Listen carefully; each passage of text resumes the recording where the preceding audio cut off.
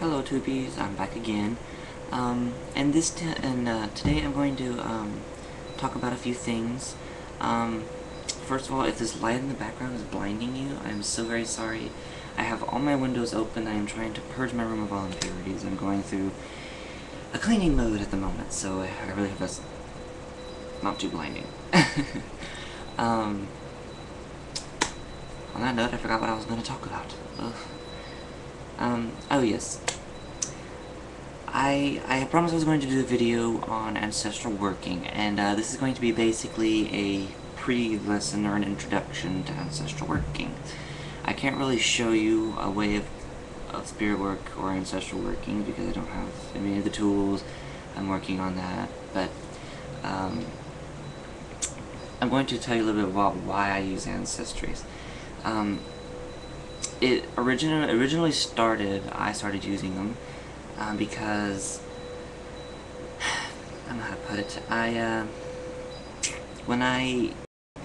the coven I've always talked about, when I first met them, I was surprisingly, obviously, you know, which is an interesting story when I first walked in there, because as soon as I walked in, I knew exactly who the High Priest and High Priestess were. Most importantly, the High Priestess, I knew exactly who she was. Just by walking in the room, I knew exactly, it looks kind of similar to, like, because they were all at a table doing a lesson, but nobody was talking at the time. I was writing down. But when I walked in, it was as if I was looking at the painting of the Last Supper, where, you know, Jesus is there, and it's obvious that he is the person that's center of attention. That's kind of how I saw it. But anyway, that's irrelevant.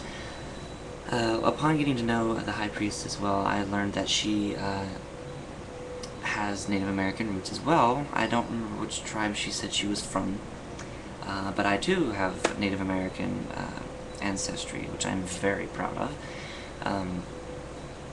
I am actually Cherokee Indian. I know you don't see much of it. I have all my Caucasian look on. But if you ever saw my mother, you know exactly. You'd say, oh yeah, that's Native. Anyway, so when I started working with them a little bit, I did rituals as guest, I did sabbats, etc., as a guest, and, you know, the workings she uses is she invokes the ancestors, and that was a new concept to me, but it made absolute sense. Our ancestors, and the ancestors, because they bring wisdom, peace, prosperity, and defenses against negativity, and so we use them for their wisdom. And when we use ancestor, it doesn't mean a specific bloodline either. When I use the word ancestor, when I do a prayer in the mornings and in the evenings throughout the day to the ancestors, I can do it to those long gone. I do it to friends, family, and influences long gone. I do it to my great-grandmother, who was a very, very strong person, strong-willed person. She had come over from England herself, from my father's side, from England herself, full-blooded English woman, with a child, living in a place she didn't like during World War II. Forget. So I called to her for willpower. And in the same instance, I also called to friends who have passed on. I have a good friend that's passed on. He was the funniest person. If I ever want to be positively uplifted, I pray to him. And in the same instance, people I've never met before in my life, such as John Lennon. John Lennon is an incredibly influential person, I believe, to me, especially to me, because he was a person who always spoke out against all the positive. And if he was still here today, I believe he would still be helping us do that to this day. And so, for protection, I might call Lennon. Just an example, but you're understanding my formulation here. That's why I use the ancestor workings in my practice, because they're incredibly influential through their own personal outlook. They have their experiences that we can rely on. So if we use the ancestors, we are able to understand ourselves better, especially if we're doing Vision Quest, Native American, I'm sorry, astral projections or things of that nature. For past life regression, they also come in great handy. Because they were there, they helped to mold it, they were influential then as well. or perhaps they might have been influenced by you, but they're also helpful in that aspect. So yes, this is basically a pre-ancestral video to my ancestor video I hope to really be showing you later. Some of the things I was going to try to get your opinions on. For example, I'm going to buy a vigil candle for the ancestors, for when I invoke the ancestors on my altar. I was wondering what you might suggest for an interesting candle or a color.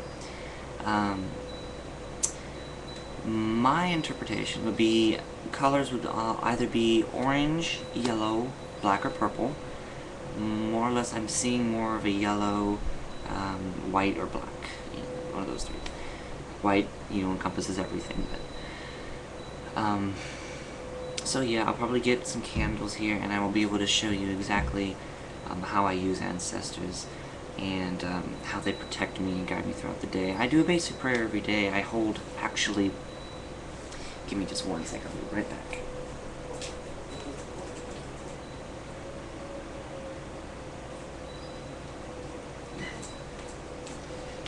I'm back.